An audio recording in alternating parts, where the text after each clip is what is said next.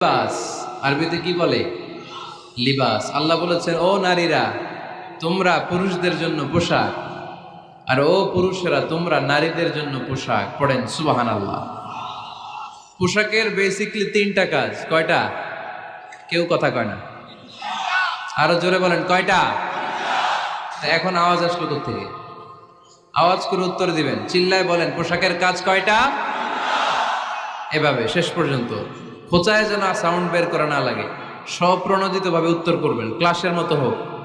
তিনটা কাজ। এক নম্বর কাজ হচ্ছে পোশাক ইজ্জতের আবরু, লজ্জাস্থান ঢেকে রাখে, ঠিক কিনা? আমাদের লজ্জাস্থান ঢেকে রেখেছে আমাদের পোশাক। ঠিক তেমনি স্বামী তার স্ত্রীর ইজ্জত হেফাজত করে, স্ত্রী তার স্বামীর ইজ্জত হেফাজত করে, স্বামী তার স্ত্রীর চরিত্র হেফাজত করে, আর স্ত্রী তার স্বামীর চরিত্র হেফাজত করে। এজন্য আল্লাহ একে অপরের উদাহরণ